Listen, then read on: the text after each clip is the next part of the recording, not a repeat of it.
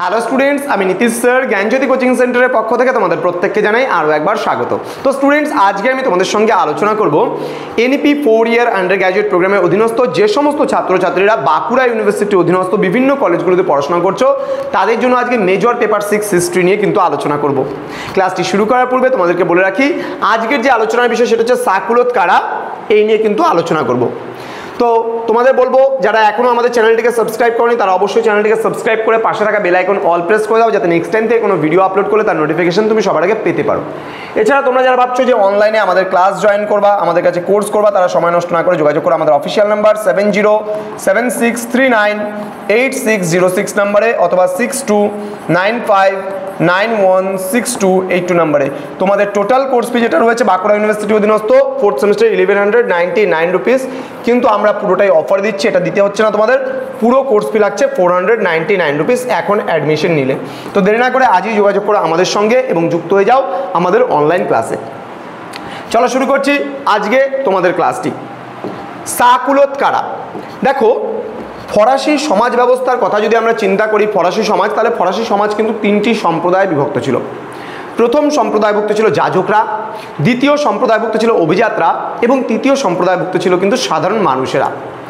এইবার এই সাধারণ মানুষের মধ্যে সব থেকে নিচু স্তরে যারা ছিল তারাই কিন্তু সাকুলোত নামে পরিচিত ছিল। দেখে নেই কি বলা হয়েছে। সাকুলোত বলতে বোঝায় শহরের নিচুতলার দরিদ্র মানুষদের। এদের অধিকাংশই ছিল নিরক্ষর ও গা গতরে খেটে খাওয়া মানুষ। এই সম্প্রদায়ের মধ্যে ছিল কলকারখানার শ্রমিক, মজুর, কারিগর, মুটে, মালি, চাকর, রাজমিস্ত্রি, কাঠুরে, জেলে, জলবাহক প্রমুখ। 1789 খ্রিস্টাব্দে প্যারিস শহরের অধিকাংশ মানুষই কিন্তু ছিল সাকুলোত সম্প্রদায়ের অন্তর্ভুক্ত।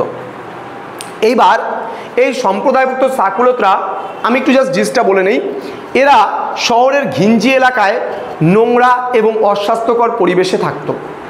এরা যখন এদের কাজ থাকতো না তখন এরা শহরের পথে পথে ঘুরে বেড়াতো কাজের সন্ধানে এবং মানুষের দাওয়ায় গিয়ে ফ্যান চাইতো, অর্থাৎ ভাতের মার।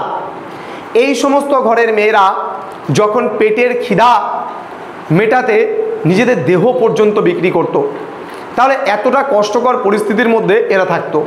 আমরা এদের কিছু ফিচার্স বা বৈশিষ্ট্য সম্পর্কে জেনে নেব। সাকুলোতদের বৈশিষ্ট্যগুলো কি কি রয়েছে বলেছে, দেখো কি বলেছে, এরা শহরের নোংরা ও অস্বাস্থ্যকর পরিবেশে বসবাস করত। এরা গা গতরে খেটে কাজ করত এবং পেট চালাতো, কাজ না থাকলে ভিক্ষাও করতো এরা। এদের মধ্যে অনেকে অসামাজিক কাজেও কিন্তু যুক্ত থাকতো, আমি বললাম একটু আগে। শহরের ধনী মানুষরা এদেরকে কিন্তু ঘৃণা করত। দেখবা শহরের ঘিঞ্জি এলাকায় যারা থাকে তাদের কিন্তু শহরের ভদ্রলোকেরা দেখবা ঘৃণা করে। স্বার্থান্বেষী রাজনীতির লোকেরা এদের নানাভাবে ব্যবহার করত। 1789 খ্রিস্টাব্দের 14 জুলাই বাস্তিল দুর্গের পতন থেকে শুরু করে নানাভাবে ফরাসি বিপ্লবকে এগিয়ে নিয়ে গিয়েছিল এই কিন্তু সাকুলোতরা। তো এই ছিল আজকের একদম ছোট্ট প্রশ্ন। তোমাদের কোশ্চেন প্যাটার্ন অনুযায়ী একেবারে বলতে পারো ছোট যে প্রশ্নগুলো রয়েছে, বলতে পারে সাকুলোত কারা, বলতে পারে সাকুলোতদের দুটি বৈশিষ্ট্য লিখো। এই ছিল আজকের ক্লাস, এতটুকুই শুধুমাত্র ছিল সাকুলোতদের বৈশিষ্ট্য। তোমাদের পরবর্তী ক্লাসগুলোতে আমি ধীরে ধীরে বড়োর দিকে যাব এবং বড় প্রশ্নগুলো নিয়েও আলোচনা করব। তোমাদেরকে বলে রাখি, যারা এখনও আমাদের চ্যানেলটিকে সাবস্ক্রাইব করনি সাবস্ক্রাইব করে দাও, বন্ধুদের সঙ্গে ভিডিওটি শেয়ার করো। আমাদের ইতিমধ্যে 800+ স্টুডেন্টস আমাদের চ্যানেলের সঙ্গে যুক্ত হয়ে গেছে, তোমরাও যুক্ত হয়ে যাও এবং বন্ধুদেরকেও বলে যুক্ত হতে। এবং ইতিমধ্যে আমাদের কাছে 50+ স্টুডেন্টস কিন্তু অনলাইনেও অ্যাডমিশন নিয়েছে, তারা পড়াশোনা করছে আমাদের কাছে ইতিমধ্যে। তো তোমরা যারা ভাবছো যে অনলাইনে অ্যাডমিশন নেবে তারা অবশ্যই যোগাযোগ করো আমাদের অফিসিয়াল নাম্বার 6295916282 এবং 7076398606 নম্বরে। দেখা হচ্ছে খুব তাড়াতাড়ি আরও একটা নতুন ভিডিও নিয়ে, নতুন কোনো ক্লাস নিয়ে। তোমরা প্রত্যেকেই ভালো থেকো, সুস্থ থেকো। Thank you so much, thanks for watching after all, thank you.